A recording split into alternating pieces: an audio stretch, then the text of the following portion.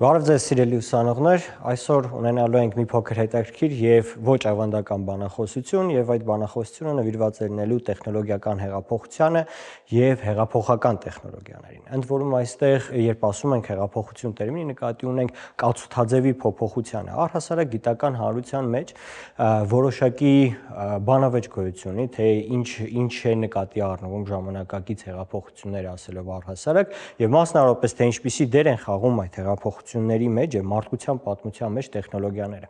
Այսօր փորձենք տեխնոլոգիա տերմինը բաժանել երկու հատվածների եւ դրանց կարևոր ազդեցությունը մարդկության զարգացման վրա, հասարակական քաղաքական հարաբերությունների վրա բաժանել տարանջատել երկու մասերի։ Մեկ՝ ինֆորմացիոն տեխնոլոգիական հեղափոխություն եւ երկրորդ արդյունաբերական տեխնոլոգիական հեղափոխություն, որովհետեւ եթե մենք նայենք մարդկության պատմությանը, ապա այս երկու երևույթները շատ կարևոր ազդեցություն են թողել։ Նախ ինքնին ինչպես է ինֆորմացիան փոխանակվել մարդկանց միջև, ինչ միջոցներով, ինչ տեխնիկայի գործածմամբ է այդ ինֆորմացիան փոխանակվել մարդկանց միջև եւ սրա ազդեցությունը ինչպիսին է եղել հասարակության կառուցվածքի վրա, պետական կազմավորումների կառուցվածքի վրա։ Եվ երկրորդ, թե արդյունաբերական հեղափոխությունները ինչպես են տեղի ունեցել, ինչպես են դրանք փոխել մարդկանց կենսակերպը առհասարակ եւ այդ կենսակերպի փոփոխությունը ինչպես է հանգեցրել նաեւ քաղաքական կացութաձևերի վերափոխմանը։ Այս երկու հանգամանքները, գործոնները շատ կարևոր են եւ անհրաժեշտ է դրանց խորքային իմացությունը, որպեսզի դուք կարողանաք նաեւ վերլուծության ենթարկել ժամանակակից փոփոխությունները, որոնք որ տեղի են ունենում քաղաքական եւ հասարակական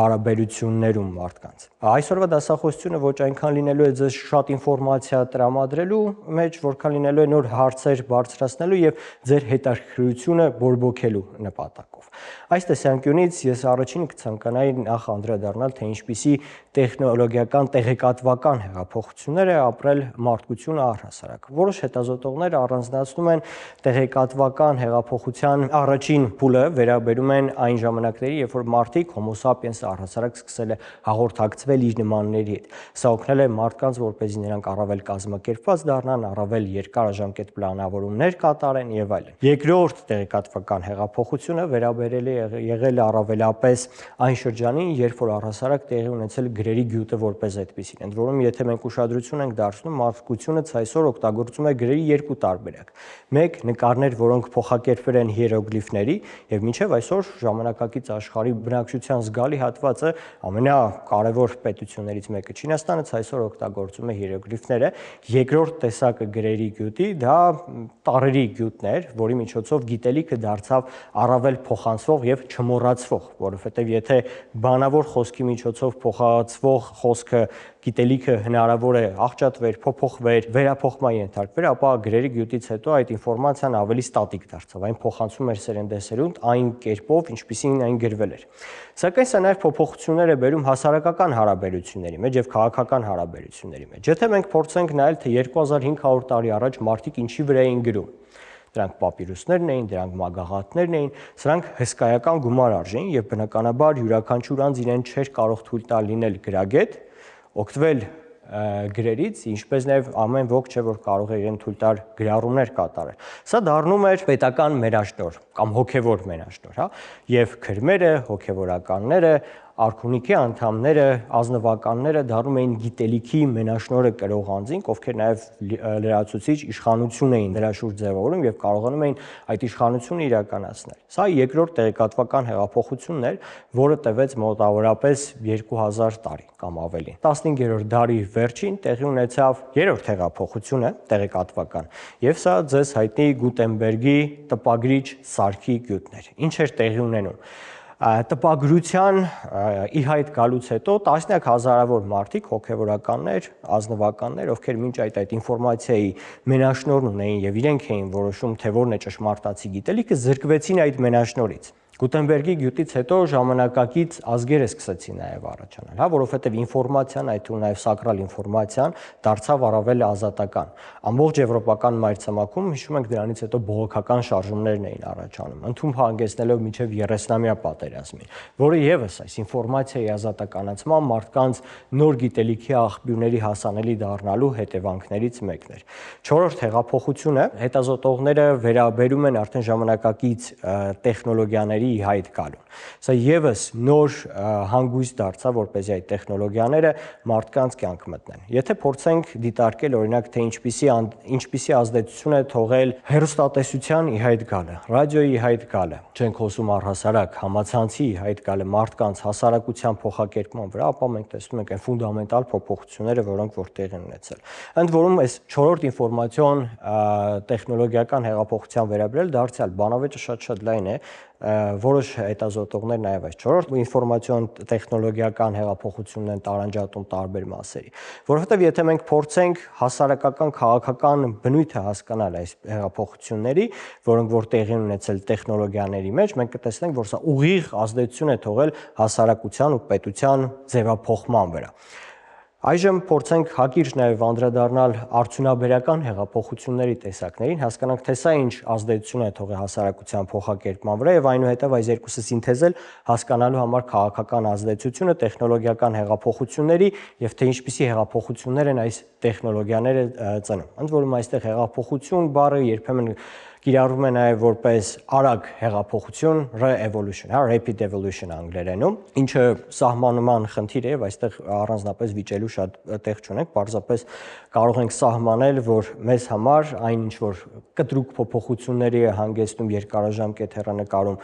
հասարակության եւ քաղաքական կառուցվածքերի մեջ կարող ենք անվանել նաև տեխնոլոգիական հեղափոխության հետևանքներ։ Եթե մենք նայում ենք մարդկության զարգացմանը, ապա հարյուրամյակներ եւ հազարամյակներ շարունակ մարդկությունը ապրում էր ավանդական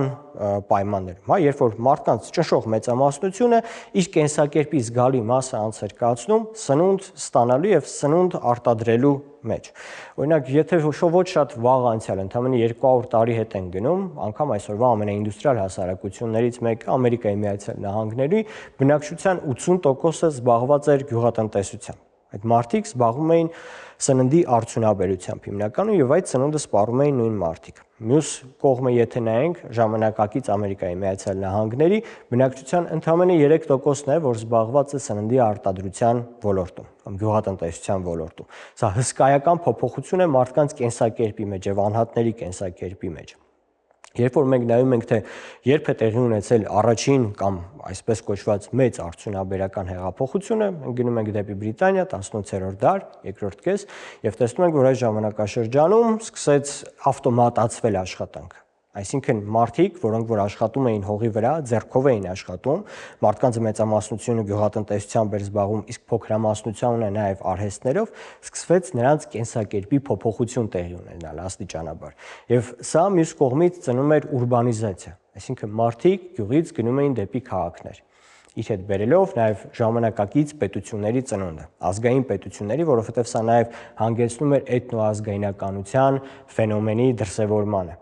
Որովհետև երբ որ այս մարդիկ գնում էին դեպի քաղաքներ ու ուրբանիզացում էին, աշխատողների երեխաները պետք է գնային այն վայրերը, որոնք ժամանակակից հասարակություն կոչում ենք մանկապարտեզներ, դպրոցներ, համալսարաններ, որովհետև արդյունաբերական հասարակությունը ինքնին պահանջում էր որակավորված կադրեր։ Այս որակավորումը ոչ միայն տեխնիկական գիտելիք էր տալիս մարդկանց, այլ նաև հումանիտար գիտելիք եւ այստեղ ծնվում էր նաև ժամանակակից ազգայնականությունը։ Երկրորդ հեղափոխությունը արդյունաբերական արդեն 19-րդ դարի երկրորդ կեսերին տեղի ունեցավ, երբ որ ստեղծվեց ներքին այրման շարժիչը, երբ որ ստեղծվեց հեռախոսային կապը, երբ որ ստեղծվեցին նաև երկաթուղիները եւ լոգիստիկ կապերը սկսեցին առավել ամրապնդվել։ Սա տարավ պետությունների եւ հասարակությունների առավել կոնսոլիդացիայի։ Սկսում էին ստեղծվել նաև չափորոշիչները, որոնցով այս պետությունների մեջ կրթություններ իրականացում։ Եվ սա արդեն բերում հանգեցնում է ժամանակակից ազգային պետությունների ստեղծման առհասարակ։ Հաջորդ արդյունաբերական հեղափոխությունը, որը որ տեղի է ունեցել, դա արդեն 1950-60-ական թվականներն էին, երբ որ անցում էր կատարվում դեպի տեխնոլոգիաների, այսինքն տեխնոլոգիաները դառնում էին գերակշռող արդյունաբերության մեջ, եւ մարդկային գործոնը այստեղ առավել ու առավել էր նվազում։ Հիմա եթե փորձենք հետադարձ հայացք նետել, թե այս երկու տեխնոլոգիական, արդյունաբերական եւ ինֆորմացիոն հեղափոխությունները ինչպես էին ազդում հասարակության փոխակերպման վրա եւ քաղաքական համակարգերի փոխակերպման վրա, ապա մեզ մոտ առաջանում է հետեւյալ պատկերը։ Տեղեկատվական երկրորդ հեղափոխությունից հետո ինֆորմացիայի ստեղծման աղբյուրը կենտրոնացված էր։ Դա կամ պետական կազմավորումներն էին, արքունիքը, ֆեոդալները, որոնք որ ունեին ինֆորմացիայի սկզբնաղբյուր եւ ինֆորմացիայի հիմնական արտադրողներն էին եւ կամ էլ հոգեվորականներն էին, որոնք դարձյալ հանդիսանում էին այս ինֆորմացիան արտադրող գաղափարներ ստեղծող եւ այդ գաղափարներով հասարակությունը շարժում էր։ Երրորդ ինֆորմացիոն հեղափոխությունից հետո խարխլվեց ինֆորմացիոն հիմքերը, որոնք որ ունեին մինչ այդ իշխանություն կրողները։ Իշխանությունը, ինֆորմացիոն իշխանությունը դարձավ առավել ցրված։ Սակայն որոշ ժամանակ հետո ցանկացած տեխնոլոգիական տեղեկատվական հեղափոխություն ինքը մարդկության եւ հասարակության մեջ առաջացնում է որոշակի քաոս, որովհետեւ նոր կարգեր են սկսում հաստատվել, սակայն այդ քաոսից այնուհետեւ նոր հիերարխիաներ են ի հայտ գալիս։ Եվ եթե մենք նայում ենք, դիտարկում ենք թե օրինակ երրորդ տեխնոլոգիական հեղափոխությունը, որ տեղի ունեցել վերջի վերջո ինչպիսի հասարակություններ էր բերել ծնել, մենք տեսնում ենք օրինակ նոր գաղափարախոսությունների ծնունդ։ Մենք տեսնում ենք մարքսիզմի ծնունդը, մենք տեսնում ենք կոմունիզմի ծնունդը այս ժամանակահատվածներում։ Այնուհետև մենք տեսնում ենք երկրորդ համաշխարհային պատերազմ, դրանից հետո ինֆորմացիայի աղբյուրները ունենում են որոշակի համակարգվածություն։ Մի կողմում դա սոցիալիստական բլոկն էր, որտեղ ինֆորմացիան պատկանում էր բացառապես պետությանը, պետության մոնոպոլիան էր դարձել, եւ երկրորդ կողմում մենք տեսնում ենք, որ կապիտալիստական ժողովրդավարական հասարակությունները որոշակի ինֆորմացիոն հիերարխիաներ են ձևավորում։ Ամեն կուսակցություններ, քաղաքական միավորումներ, իրենք իրենց թերթերն են ունենում, իրենք իրենց լրատվամիջոցներն են ունենում եւ այս լրատվամիջոցների միջոցով փորձում են իրենց կոմունիկացիան ապահովել իրենց էլեկտորատի հետ։ Ընդ որում, այստեղ եւս շատ կարեւոր է մի բան, որ օրինակ կապիտալիստական հասարակարգի եւ ժողովրդավարական պետությունների մոտ կա եւ ինֆորմացիա տրամադրողների եւ քաղաքական գործիչների որոշակի նմանություններ, որովհետև թե քաղաքական գործիչները, թե լրագրողները փորձում են հնարավորինս մեծ լսարան գրավել։ Լրագրողները, որովհետև նրանց անհրաժեշտ է լինում այդ լսարանին վաճառել ինֆորմացիա, որի դիմաց նրանք ստանում են եկամուտ գովազդից, որը որ նրանք տարածում են իրենց հեռուստաալիքներով, իրենց լրատվական միջոցներով, իրենց թերթերով։ Իսկ քաղաքական գործիչներին, որովհետև այնուհետև իրենց էլեկտորատի ձայներն են իրենց անհրաժեշտ, այդ իսկ պատճառով նրանց առավել շատ է անհրաժեշտ լինում, որպեսզի ստանան այն ձայները եւ ուշադրությունը իրենց էլեկտորատի։ Սակայն մինչեւ համացանցային հեղափոխությունը այստեղ այդ հիերարխիան պահպանվում էր։ Տեսեք, թերթերը, որոնք որ լույս էին տեսնում, օրինակ 1960-70-ական թվականներին, հեռուստաընկերությունները որպես այդպիսի, նրանք ունենում են խմբագրակազմ։ Այդ խմբագրակազմը պատասխանատու է այն կոնտենտի համար, որը որ հրապարակվում է։ Ուստի անհրաժեշտություն է լինում նաև կրկնակի ստուգելու ինֆորմացիան, որը որ հրապարակվում է, պատասխանատվությունը լինում է աստիճանակարգված։ Որովհետև եթե սխալ ինֆորմացիա է հրապարակել որևէ լրատվամիջոց, ապա նրանց խմբագրությունը այնուհետև պատասխանատվություն է կրելու դատարանի կամ բարոյական տեսանկյունից այն մարդկանց կամ երևույթի վերաբերյալ, որը որ սխալ ինֆորմացիա էր տարածել։ Համացանցի տարածումը խեղում է այս պատկերը ամբողջությամբ, որովհետև համացանցի տարածմամբ հասարակ մարդիկ, ովքեր որ տիրապետում են հեռախոսի կամ համակարգչի, ովքեր ստեղնաշարից են կարողանում օգտվել, նրանք դառնում են ոչ միայն ինֆորմացիայի սպառող, այլ նաև հնարավորություն են ստանում դառնալու ինֆորմացիա արտադրող։ Ինֆորմացիան դառնում է ոչ հիերարխիկ, ավելի քաոտիկ է դառնում։ Ընդ որում ոչ բոլոր հասարակություններում են, որ ինֆորմացիայից կարողանում են բոլորը օգտվել, հա, որովհետև ինքը միանգամից սկսում է աղճատել նաև հասարակական կապերը։ Մարդիկ, որոնք որ սովոր չեն կիրառելու այդ ինֆորմացիոն տեխնոլոգիաները, նրանք հայտնվում են մի իրավիճակում, երբ նորից պետք է սովորեն, ինչպես Այբուբենն են սովորում, այնպես էլ օգտվել ինֆորմացիոն տեխնոլոգիաներից։ Ինչի է սա հանգեցնում ժամանակակից քաղաքական համակարգերում։ 2016 թվականից հետո արևմտյան մամուլում այդպիսի մի տերմին սկսեց հայտնվել, որ կոչվում էր հետճշմարտության ժամանակներ, հա, post-truth անգլերենով, ինչու՞մ էր սա դրսևորվում։ Եթե հիշում եք 2015-16 թվականները արևմուտքում բավականին լարված քաղաքական ժամանակներ էին, Մեծ Բրիտանիայում տեղի ունեցել Brexit-ը, Ամերիկայի Միացյալ Նահանգներում առաջին անգամ նախագահ էր ընտրվել Դոնալդ Թրամփը, ով համակարգային քաղաքական գործիչ չէր եւ իր հռետորաբանությամբ էականորեն տարբերվում են այն հիմնական քաղաքական գործիչներից, որոնք որ մինչ այդ ասպարեզում դոմինանտ էին լինում։ Բայց միայն նրանցով չէր սահմանափակվել, հա, այս դաշտը։ Եվրոպական շատ երկրներում ազգայնական ուժերը կամ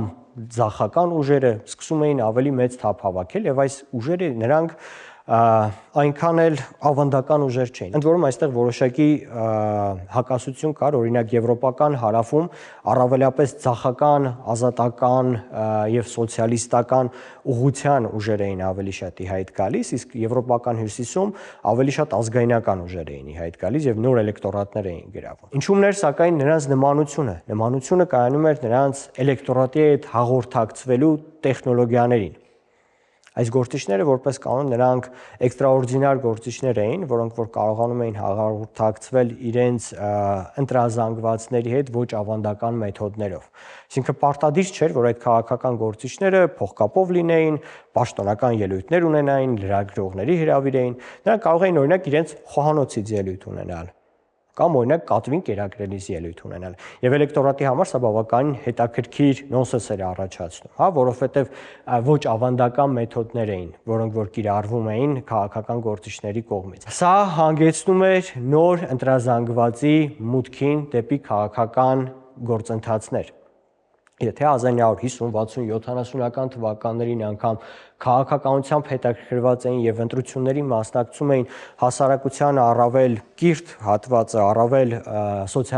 սոցիալապես առավել ակտիվ զանգվածը, ապա մենք 2010-ականների կեսերից սկսած տեսնում ենք, որ քաղաքականության մեջ ավելի շատ ազդեցություն են սկսում ունենալ ոչ ավանդական ընտրական զանգվածները։ Մարդիկ ստանում են նաև նոր միջոց, որպեսզի կարողանան իրենց ձայնը արտահայտել։ Ընդ որում սա երբեմն հանգեցնում է ոչ հաճելի երևույթների, հա, ես վստահ եմ, որ ձեզնից բոլորը այդ սոցիալական ցանցերում պարբերաբար տեսնում եք, օրինակ, ոչ պատշաճ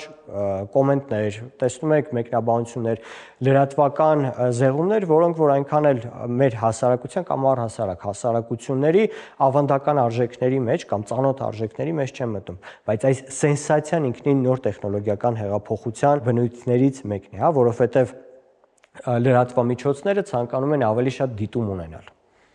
Այդ դիտումը ապահովում է սենսացիոն հայտարարությունների սպրդումը, որովհետև որքան ավելի շատ սենսացիոն է, այնքան ավելի շատ դիտում է ունենալու, այնքան ավելի շատ այդ լրատվամիջոցը եկամուտ է ստանալու իր պատվիրատուներից, որովհետև եթե նայենք թե լրատվամիջոցները առհասարակ տեղեկատվություն փոխանցողները ինչպես են գումար վաստակում, ապա կարող ենք մի քանի հիմնական աղբյուրներ առանձնացնել։ Մեկ դա քաղաքական հովանավորությունն է, որովհետև տարբեր քաղաքական կուսակցություններ տարբեր պետություններում ունենում են իրենց լրատվամիջոցները, վարձատրում են այդ լրատվամիջոցներին, որպեսզի նրանք իրենց գաղափարներից եւ կուսակցական ծրագրերից ելնելով որոշակի ինֆորմացիա տարածեն կամ այդ ուղղությամբ քաղաքականություն վարեն, լրատվական այդ ուղղությամբ քաղաքականություն վարեն։ Մյուսը դա մեկենասների հովանավորությունն է։ Երրորդը պետության հովանավորությամբ գործող լրատվամիջոցներն են, եւ չորրորդը, որ ամենից շատն է լրատվամիջոցների մեջ տարածված լինում, դա գովազդի հիմքով ստացված եկամուտներն են։ Ընդ որում, եթե մենք փորձում ենք դիտարկել ժամանակակից աշխարհի գովազդը, թե ինչպես է այն բաղկանում առհասարակ, մենք տեսնում ենք անհամաչափություն։ Եվ այս անհամաչափությունը նաև Հայաստանի Հանրապետությունում է դրսևորվում, որ լրատվամիջոցները տեղեկատվական ալիքները շատ ավելի շատ են, քան այն գովազդը, որը որ կարող են նրանց կայուն գործունեությունը ապահովել հասարակության մեջ։ Եվ սա սկսում է առաջացնել որոշակի ռիսկեր, եւ սա սկսում է նաև նոր ազդակներ տալ, որպեսզի անհատները, որոնք որ պարզապես իրենց մոտ ունեն բջջային հեռախոս կամ ունեն ինֆորմացիոն տեղեկատվական աղբյուր, այս նոր ալիքները օգտագործելով նաև ունենան քաղաքական ազդեցության աճ։ Եվ այս նույն երևույթը մենք տեսնում ենք ոչ միայն Հայաստանում, ոչ միայն Հարավային Կովկասում եւ հետխորհրդային տարածաշրջանում, այլև ամբողջ աշխարհում, սկսած Ամերիկայի Միացյալ Նահանգներից մինչև Լեհաստան, Էստոնիա, մինչև Կամբոջա անգամ։ Իմ ներածական խոսքը այսքանն էր եւ այժմ ես ուրախ կլինեմ լսել հարցեր, որոնց առավել հասցեական կկարողանամ պատասխանել եւ ձեզ հետաքրքրող հատվածներին, որոնք որ ավելի շատ են փոխկապակցված տեխնոլոգիական հեղափոխության, տեխնոլոգիական փոխակերպումների հետ եւ դրանց ազդեցության առանձին ճյուղերի մասին առավել մանրամասն զրուցենք։ Հարցեր։ Վերջի տեխնոլոգիական հեղափոխությունը արհեստական ինտելեկտի գործիքների հետ կապված, ինչ է կարծում եք, կարող ենք դա նոր փուլ դիտել, թե այնուամենայնիվ այն 60-70-ականների շարունակությունն է, այսինքն այսօրվա միտումները կարծես որ նոր բան են գալիս, որ դեռ պարզ չի, հա, հետաքրքիր կլիներ ձեր գնահատականը։ Տեսեք, ես կարծում եմ այստեղ մենք սահմանման շուրջ ուղղակի խնդիր ունենք, մենք արդյոք նկատի ունենք rapid evolution, թե revolution ասված, որովհետև ժամանակակից տեխնոլոգիական զարգացում առհասարակ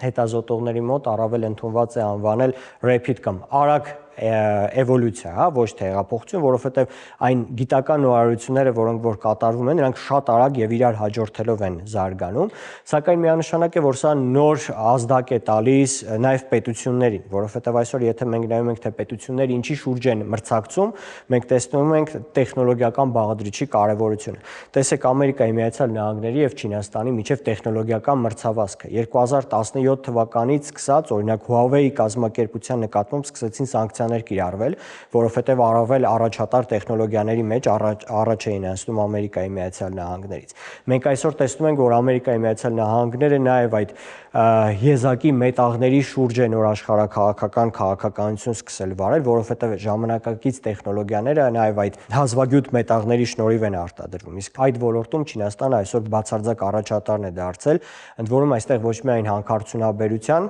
այլ նաև դրա վերամշակման կարևորությունն է շատ կարևոր առանձնացնել, որովհետև ժամանակակից աշխարհում այդ հազվագյուտ մետաղների գրեթե 90%-ի վերջնարդյունք դառնալը տեղի ունենում Չինաստանում։ Եվ այստեղ տեխնոլոգիական տեսանկյունից Չինաստանը առաջ է անցել։ Եվ ինչպես հասարակագետներն են ասում, այն հասարակությունները, որոնք առավել արագ են կարողանում ադապտացնել նոր տեխնոլոգիաները, ոչ միայն կիրառել արդյունաբերության մեջ, այլ նաև հասարակական հարաբերությունների մեջ ադապտացվել այդ տեխնոլոգիաներին, նրանք որպես կանոն առավել կենսունակ են լինում երկարաժամկետ մրցավազքում։ Իսկ այն հասարակությունները, որոնք որ տեխնոլոգիական մրցավազքի մեջ հետ են մնում, նրանք որպես կանոն փոխակերպվում են կամ դադարեցնում են իրենց գոյությունը։ Եվ այս հասարակական հարաբերությունները շատ առանցքային են։ Տեսեք, մենք երբ խոսում էինք երրորդ արդյունաբերական հեղափոխության մասին, երբ համակարգչային տեխնոլոգիաներն էին դառնում առաջատար, մենք տեսնում ենք այն երկբևեռ աշխարհակարգի, որտեղ կապիտալիզմը եւ սոցիալիզմը մրցակցում էին իրար դեմ, այս բևեռներից մեկի հասարակական, քաղաքական կառուցվածքի աղճատում եւ վերջի վերջո հանգեցում նրան, որ այդ բևեռը առհասարակ վերացավ, որովհետեւ կոմունիստական, սոցիալիստական հասարակարգը ինքը ոչ միայն ուժային կենտրոն էր, այլ նաեւ աշխարհի եւ պետության գոյության, հասարակության կազմակերպման այլընտրանքային աղբյուր էր։ Այսօրվա համար կարծես թե ոչ մի ալտերնատիվ աղբյուր կապիտալիզմից բացի չի քննարկվում։ Որոշ բացառություններ կան, ինչպիսին օրինակ Հյուսիսային Կորեան է, բայց կապիտալիզմը ազատ շուկայական հարաբերությունները որպես այլընտրանք չունեն որևէ մրցակից, որը որ կլինի դոմինանտ։ Այսօրվա մասին է խոսքը։ Գուցե տասնամյակ հետո այդ ու նաև տեխնոլոգիական հեղափոխությունը կամ արագ զարգացումը տեխնոլոգիաների հանգեցնի նոր փոփոխությունների, որոնք այսօր գոնե հասարակագետների համար դեռևս անհասկանալի կամ անկանխատեսելի են։ Տեխնոլոգիական հեղափոխությունը եւս մեկ կարևոր բան կցանկանայի նշել, նաև հանգեցնում է հասարակության մեջ որոշակի բևեռացման, որովհետև հասարակության ամբողջ աշխարհի փոքրամասնությունը ավելի շատ ռեսուրսների է սկսում տիրապետել։ Սա մեծացնում է այն սոցիալական, տնտեսական բևեռացվածությունը, որը որ գոյություն ունի տարբեր երկրների հասարակությունների միջև։ Ընդ որում մենք սա տեսնում ենք առաջին հերթին այն առաջատար պետություններում, որոնցում կենտրոնացված է կապիտալի մեծամասնությունը։ Խոսելով արդյունաբերական հեղափոխության մասին, ինչպես նաև հաղորդակցման հեղափոխության մասին, իմ կարծիքով ներկայումս կարևոր է խոսել նաև արհեստական բանականության դերի մասին մեր կյանքում, որը ըստ որոշ մասնագետների նոր հեղափոխության պատճառ կարող է դառնալ մեր կենսակերպում։ Ըստ ձեզ արհեստական բանականությունը ինչ հնարավորություններ ու վտանգներ է պարունակում եւ արդյոք հնարավոր է, որ ըստ որոշ մասնագետների արհեստական բանականությունը կարողանա մոտակա տասնամյակներում փոխարինի մարդուն։ Տեսեք, առհասարակ այստեղ եւս ձեր հարցադրման մեջ որոշակի անհասկանալի հատված կա, որովհետեւ ինչ նկատի ունենք, երբ մենք ասում ենք արհեստական բանականությունը կարող է արդյոք փոխարինել մարդուն։ Եթե մենք նայում ենք տեխնոլոգիաների եւ զբաղվածության տեսանկյունից, ապա մենք տեսնում ենք, որ դեռևս սկսած արդյունաբերական մեծ հեղափոխությունից տեխնոլոգիաները սկսել են մարդկանց փոխարինել, որովհետև մինչև այդ մարդիկ ապրում էին գյուղական համայնքներում եւ նրանց կենսագործունեության մեծ մասը հենց սննդի արդյունաբերության վրա էր անցկացվում։ Արդյունաբերական հեղափոխության ամբողջ իմաստն նրանում էր, որ մարդկանց կարիքը այդ գյուղերում, ավանդական համայնքներում, որոնք ձևավորված էին, այլևս չկար, որովհետև աշխատանքը փոխարինում էր ռոբոտացմամբ։ Այսօր արհեստական բանականությունը անշուշտ որոշակի նոր մասնագիտություններ, որոնք որ ընդունված էր նախորդ տասնամյակի ընթացքում համարել ապագայի մասնագիտություններ, այդպիսի մասնագիտությունները աստիճանաբար վերանալու են, որովհետև թվայնացվելու է այն, ինչը որ տեղեր ունենում ժամանակին մարդկային աշխատանքի միջոցով։ Դա կլինի հաշվապահություն, դա կլինի գրադարանավարություն։ Օրինակ ձեզնից քանիսն են, որ ուսումնական գործընթացի ընթացքում ձեզ անհրաժեշտ գրքերի համար գնում եք գրադարան։ Շատ քչերը, չէ՞։ Պատկերացրեք 30 տարի առաջ, որպեսզի դուք կարողանայիք ինչ-որ գիրք ընթերցել, դուք պետք է գնայիք գրադարան։ Միակ աղբյուրն էր, որտեղից կարելի էր ինֆորմացիա ստանալ։ Այստեղ այլ աղճատումներ են պարզապես ինֆորմացիայի նաև տեղի ունենում։ Ինֆորմացիան դառնում է առավել կարճ։ Եթե 30-40 տարի առաջ մարդիկ բացում էին հանրագիտարաններ, որպեսզի ինչ-որ հարց ստուգեն, եթե մարդիկ բացում էին գրքեր էին ընթերցում, որպեսզի ինչ-որ մի հարցի շուրջ ձևավորեին իրենց կարծիքը, ապա այսօր մարդիկ բացում են ChatGPT-ին, ասում են ինձ ասա այս հարցի պատասխան, ChatGPT-ին տալիս եւ շատ հաճախ եւ սա բավական վատ միտում է, որ շատ հաճախ պարզապես չեն էլ փորձում կրկնակի ստուգել աղբյուրի հավաստիությունը, որովհետեւ վերջի վերջո արհեստական ինտելեկտը գուցե ձեզ ոչ ճիշտ տվյալներ է տվել։ Ինչպես ոչ ճիշտ տվյալ ձեզ կարող է տալ նաև լրատվամիջոցը։ Լրատվամիջոցների մասին ընդ որում ժամանակակից տեխնոլոգիաները մեկ այլ վատ ֆենոմենի են հանգեցնում, հա, դա հասարակության մեջ առկա խնդիրների բյուրեղացումն է, կարծրանում են այն մոտեցումները, որոնք առանձին հասարակության խմբեր ունեն,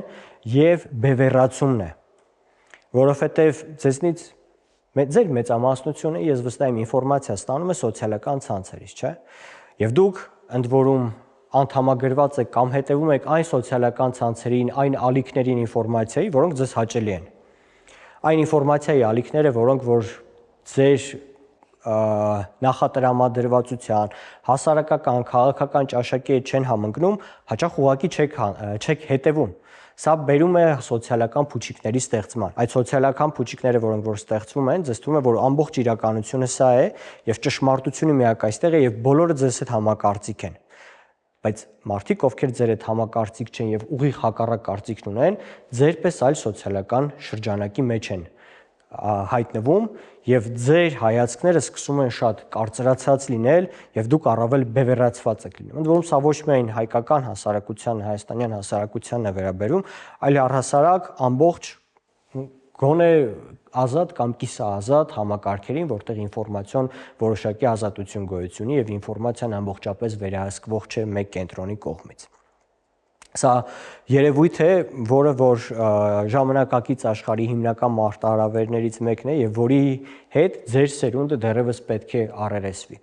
Մեկ այլ կարևոր հատված, տեսեք, օրինակ, եթե ավանդական մեդիայի պարագայում փորձագետները, օրինակ, ինֆորմացիա ստեղծողներ իրենք պատասխանատու պետք է լինեին խմբագրության առջև այդ ինֆորմացիոն ալիքի, ապա այսօր ինֆորմացիա ստեղծողները իրենք պարզապես շատ հաճախ չեն ունենում որևէ պատասխանատվություն։ Նրանք հայտնվում են տարբեր մեդիաներում եւ մասնավորապես սոցիալական մեդիաներում մարդիկ, ովքեր ներկայանում են, ինձ որում սա եւս ոչ միայն հայաստանյան խնդիր է, այլ համաշխարհային խնդիրներից մեկն է, մարդիկ, ովքեր ներկայանում են որպես մասնագետներ, փորձագետներ, սակայն նրանց կենսագրությանը ոչ ոք չի ծանոթանում, չի փորձում հասկանալ, թե այս մարդը արդյոք իսկապես փորձագետ է, թե ոչ։ Պատկերացրեք մի պահ, որ բժշկության մեջ այսպիսի երևույթ լիներ, հա, այսինքն ցանկացած անձ փողոցում ասեր, ես վիրաբույժ եմ, ես կարող եմ ձեզ վիրահատել։ Կհավատայիք նրան։ Հենց մեդիայի առանձնահատկությունը կայանում է դրանում, հա, եթե ավանդական մեդիան, այսինքն ինչպես բժիշկ օրինակ հիվանդանոցում որպեսզի դառնա որակավորված մասնագետ, նա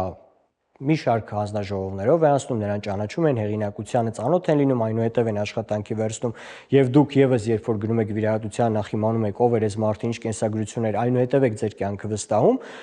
այս երևույթը, այս սխեման այլևս չի գործում հասարակական հարաբերություններում եւ նաեւ որոշակիորեն քաղաքական հարաբերություններում, որովհետեւ մարդիկ, ովքեր որ պարբերաբար օրինակ մեդիայում հայտնվում են, տարբեր այս կամ այն քաղաքական հայացքներն են ներկայացնում, նրանց կենսագրությանը շատ հաճախ չեն ծանոթանում։ Սա կլինի Ամերիկայի Միացյալ Նահանգներում, սա կլինի Էստոնիայում, սա կլինի Ֆրանսիայում, սա կլինի Իտալիայում, որովհետեւ կոմունիկացիայի աղբյուրները այլ են։ Փնտրում են մարդիկ ժամանակակից աշխարհում ոչ թե երկարաժամկետ վերլուծական միտք, խորքային միտք, այլ փնտրում են կարճ պատասխաններ բարդ հարցերին։ Հենց դրանով է պայմանավորված, որ կոմունիկացիան աղճատված է լինում առավել եւ այն ավանդական հարաբերությունները, որոնք որ բնորոշ էին կապիտալիստական ժողովրդարական կարգերին 20-րդ դարում, այժմ այլևս դադարում են գոյություն ունենալ։ Սկսվում է գոյանալ նոր գյուղամեջը ասենք, հա, որովհետև համացանցը դա մի հատ sense գլոբալ գյուղամեջ է դարձել, որտեղ ցանկացած հարց կարելի է քննարկել, գալ եզրահանգումների եւ մյուս կողմից առավել էլեկտրոնային տեսանկյունից առավել մասնակցողները դառնում են հասարակական կարծիքի առավել դոմինանտ սուբյեկտներ։ Պարոն Պետրոսյան, մենք